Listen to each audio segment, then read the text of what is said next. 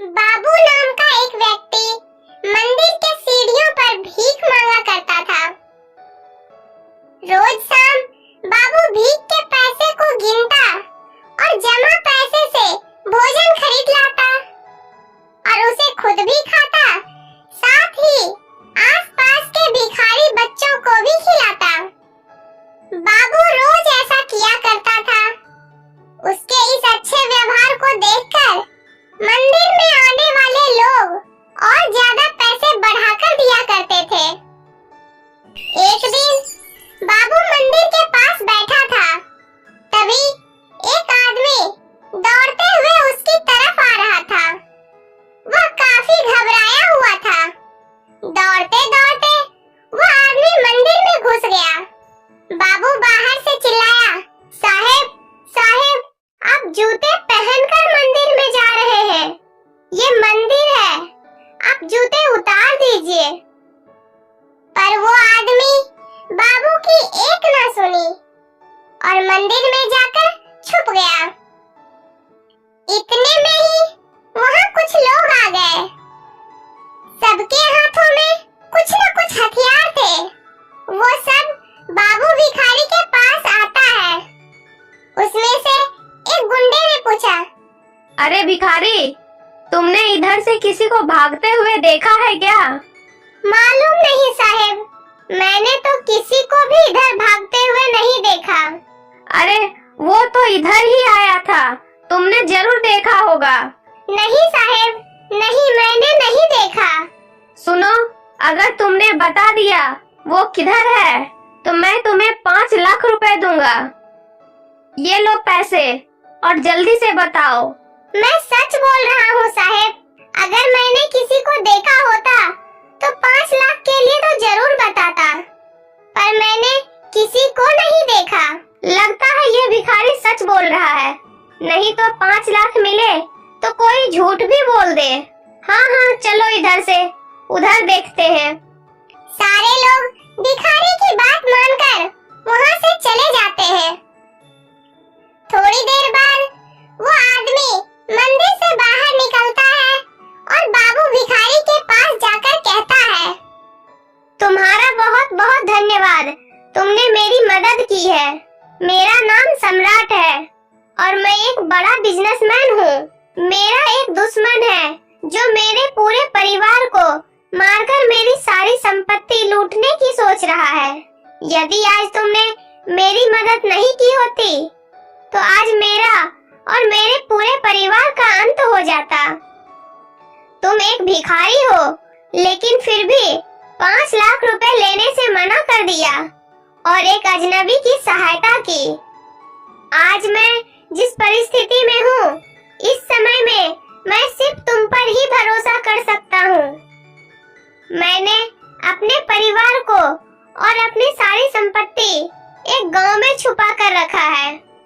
ये लो उस घर का पता और ये मेरा पत्र मेरी पत्नी को दे देना।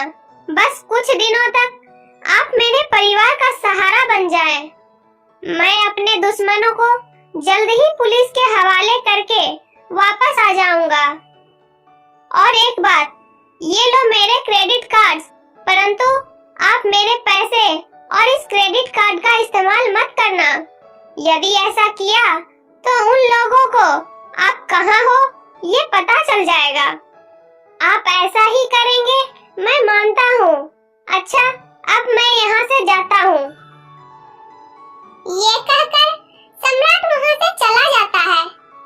बाबू उसके दिए हुए पते को देखा और फिर उस गांव की ओर चल दिया। गांव पहुंचकर उस पते पर पहुंचा।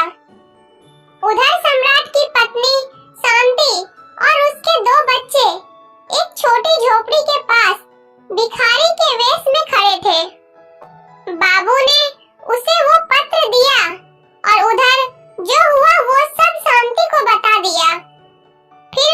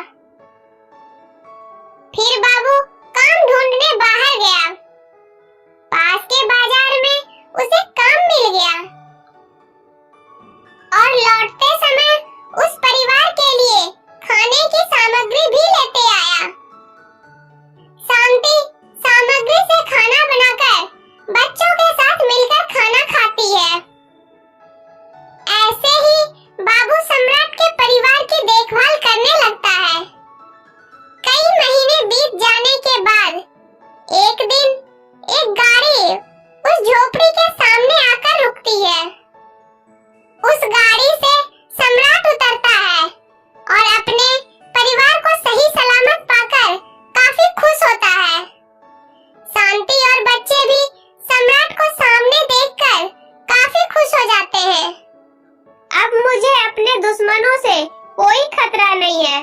मैंने उन सबको पुलिस में गिरफ्तार करवा दिया है। अब हम पहले जैसे अच्छे से जी सकते हैं शांति। साहेब, आपने जो हमें काम सौंपा था वो हमने कर दिया है। अब मैं अपने गांव चलता हूँ। रुको भाई रुको, आप तो मेरे लिए भगवान जैसे हो। आपने जो हमारे लिए किया है उसके बदले मैं भी आपके लिए कुछ करना चाहता हूँ। आइए आप मेरे साथ।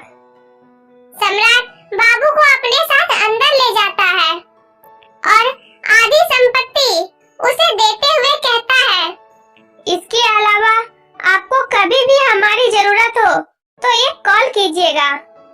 हेलीकॉप्टर लेकर आपके सामने हाजिर हो जाऊंगा। बाबू, सम्राट के दिए